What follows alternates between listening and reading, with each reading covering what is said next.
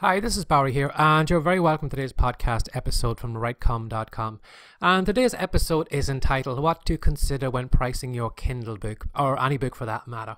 When I was starting off, I did maybe the same thing as you're doing at the moment, maybe is just copying what everybody else is doing. You know, when I went into the children's market, if everybody was selling their kids' books for 99 cents, then I was selling my book for 99 cents. And then later on, when I went into kind of the other markets, then maybe where the books are going for $2.99, well, then I copied everybody else, and I priced my book at $2.99 too. And I didn't actually pay much attention to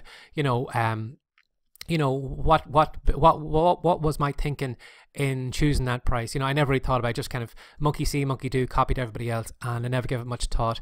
And that's why I put this podcast episode. Maybe you're in that situation yourself too. Maybe you're just wondering, how do I come up with a good price for my book?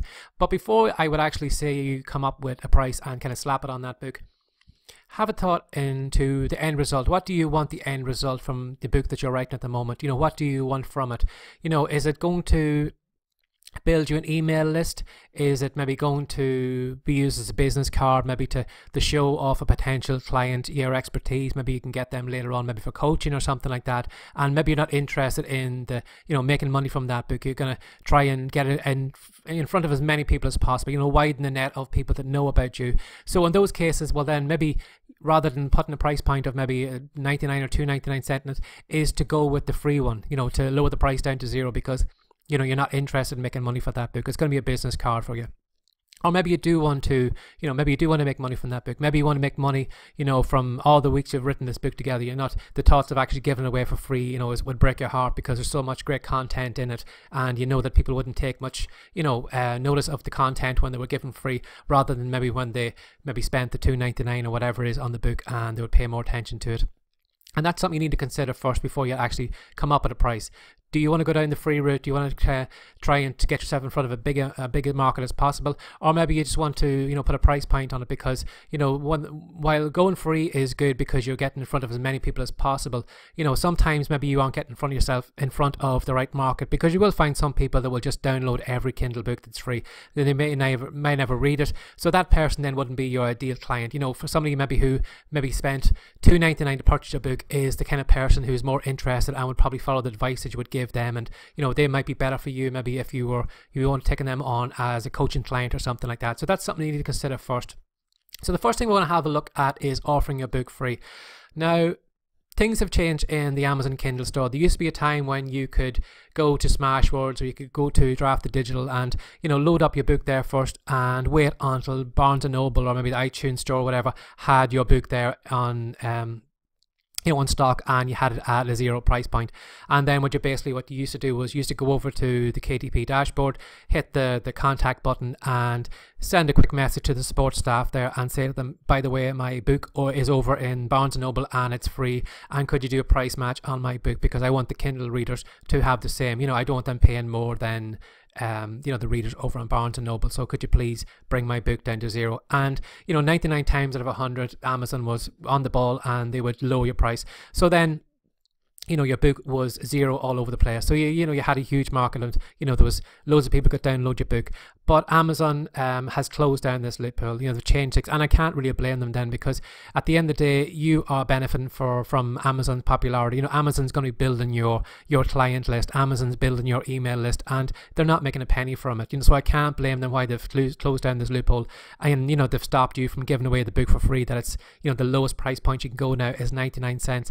But if you still wanted to go and try and get your book still free on the Amazon store, you need to subscribe to the KDP, the Kindle Unlimited system that they have in place, that will give you 5 days out of the 90 days where you can promote your book. So for the other 85 days, your book is going to be at the minimum 99 cents. But for those 5 days, you have a chance to give your book to as many people as possible, and it's going to be totally free for them.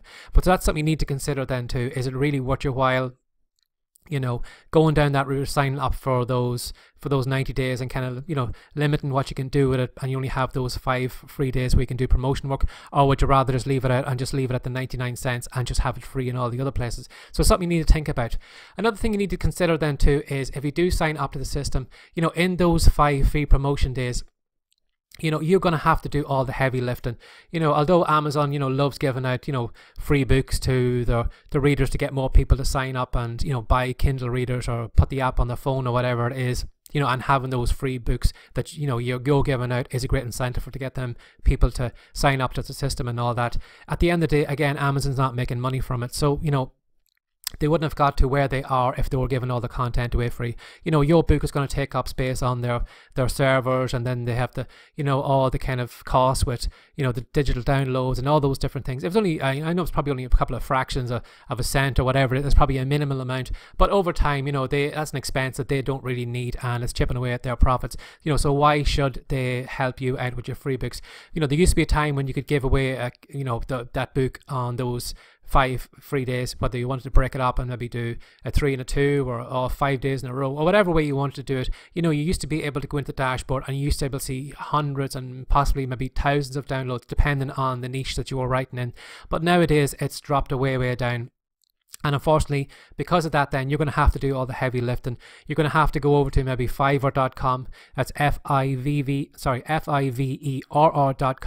and you can find people over there who will, if you type in book promotion, you'll find over people over there who will do book promotion for you, who will get that free book. If you give them the dates when your book is free, they will notify all the websites that advertise all those free Kindle books. But you're going to have to go to the Facebook groups. You're going to have to go to the promote on your Facebook page and your Twitter page or on the forums, and you're going to have a limited time that you can do that. So before the free promotion actually kicks in, there's kind of all those different things you have to have set up. You need to be promoting your book kind of before the promotion kicks off, and then you need to be promoting that promotion all the way until the very last moment, to maximize the amount of downloads you're going to get in those 5 days. Because as I said, Amazon isn't going to help you out. They don't really, they're too busy to really care about you. And if you want it to be a success, it's you that's going to have to put the work in.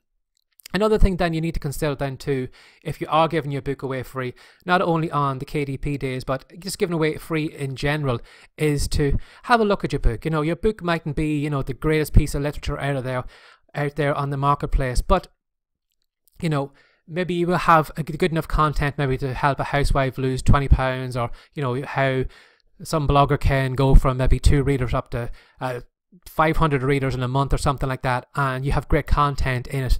Just because you're giving away your book free, don't consider maybe, you might think, well, maybe I can get away with a week of book cover, maybe I can get away with a week of book description, maybe I don't need as many book reviews in my book, or maybe I don't need a strong call to action for them to click that buy button or that download button, because again, it's only free.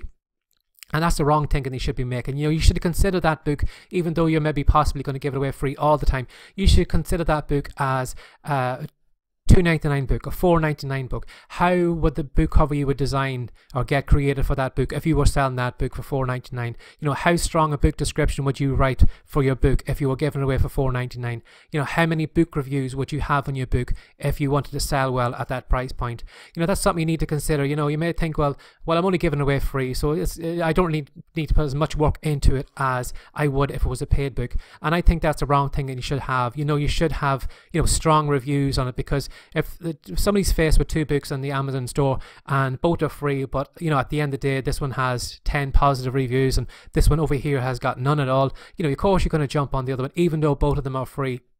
It's going to kind of, it's going to give you a positive kind of outlook at the book before you actually get to it. You're going to be in a positive frame of mind. You're going to think, well, wow, 10 people left positive reviews and it's a free book. I really must get on and have a look at this and see what the content's like in it. And that's what you need to do. You can't get away with weak book covers anymore, or weak book descriptions or anything like that. You have to, treat it like a full price book.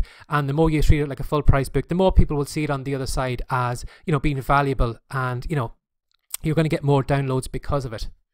Now, when it comes to setting a price, now that is where you want to go. If you want to kind of maximize how much money you're going to make from your book, there is some things you need to consider.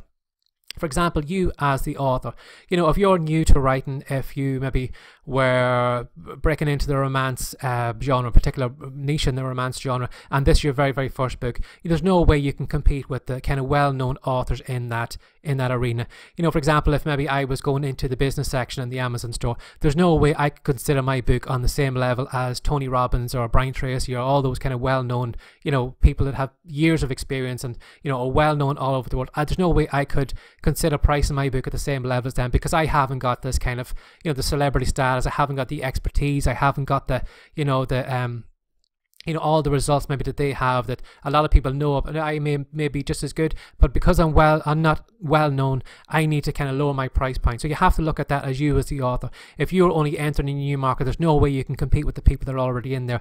It's only over time then in your second book, your third book, when you kind of prove yourself and you grow a bit of a following and people can see you getting the results, you know, you're giving people the results that you said you would in the book, that you can up the price. Another thing you need to consider then too when it comes to price is your book's popularity. You know, a couple of months back, fidget spinners were all the rage. All the kids had them in the school playgrounds, and all the shop stores have them. And when you look at them now, you can go to most stores and you can find, you know, there's a bargain bucket or a bargain box at some stores, and they're trying to get rid of the stock that they have. And so it is too with the bookstores. You know, you're going to find maybe books that were kind of jumping on the trend of the latest diet, and then 6 months later you're going in to buy a book, and then you find them all lying in the bargain basement, and they're going for, you know, 50 cents or $1 or whatever, because the shopkeeper is just trying to get them out. They don't want them anymore. You know, so you need to consider then the popularity of the niche you're writing in. You know, are you going on a trend that's really growing? Is it something maybe that's going to be long term, so you can kind of, you know, you'll know how to price your book. You know, if you are going on when your book comes out, if that trend is fading away, there's no way you could, you know, consider, you know, putting maybe a $2.99 on the book. Maybe when that trend is failing away, you're going to have to drop that price down at 99 cents or whatever, unfortunately, if if by the time you get your book out, if that trend is gone. So have a look at the topic that you're writing on. You know, at its highest, maybe you could command those prices, but you know, when the trend is fading away, you know, unfortunately, you're going to have to lower that price. Another thing then too is to consider how original is your information. You know, for example, if I was writing a diet book and the information in my diet book could be found in 10 other books or 20 other books, there's no way I can command a higher price in those books, because, you know, I'm bringing the same information as everybody else, you know.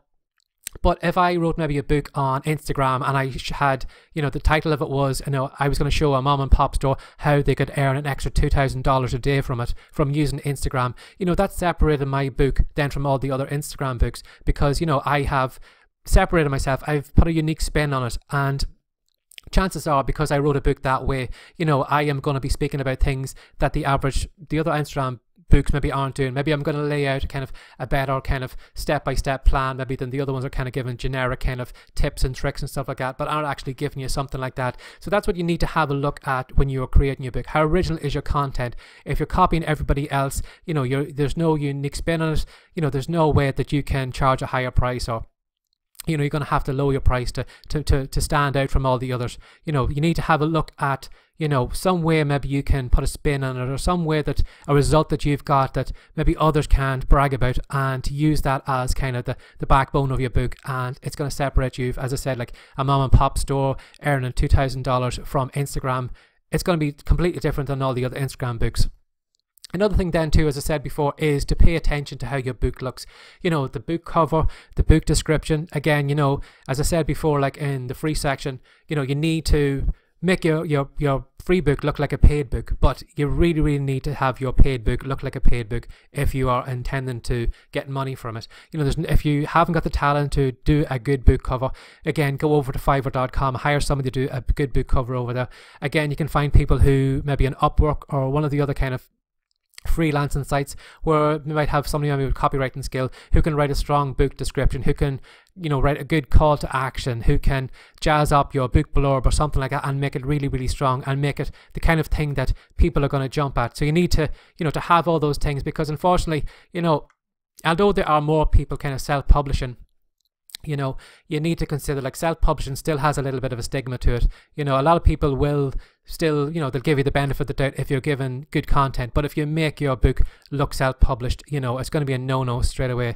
You know, people mightn't, just appearance always matters, and if you're not putting your best foot forward, you know, you're never going to command a good price. And that's something you need to consider. You know, if you're not, you know, if you're bringing the same content as everybody else, you know, if your book doesn't look great, you know, if you're only a new author, if the trend that you're writing to is falling away, there's no way you can command a good price. And that's something you need to consider then when you're coming up with ideas then for how you should price your book. Another thing you could do then to, if you're not too sure, is just to have a look and see, like I did, when I was speaking there about the children's books at the beginning, have a look and see what everybody else is pricing the book. You don't want to price your book too low because you're not going to make any money from it, but you don't want to price your book too high either and kind of price yourself out of the market. And you'll probably find, if you look through, again, you can have a look through the price points in the thing, you're going to find everybody has kind of got a midpoint that they've all kind of settled on, and maybe this could be the price point that you settle on to. But again, have a look at the books that are priced that level. Do those people know more than you, have the kind of a celebrity status or some kind of halo effect that they can back up their price, and it's going to separate them from everybody else? And unfortunately, if you can't do that, well, then you're going to have to lower your price down because of it. So I hope you enjoyed this podcast episode. I know I did put it together. If you really did, I would love if you would actually just share this episode with one other person, or maybe just give it a mention on social media or something like that, and tell people what you're listening to and direct them over to the podcast. And because the more people I get to the podcast, the more I can grow this audience, and it'll be great for everyone.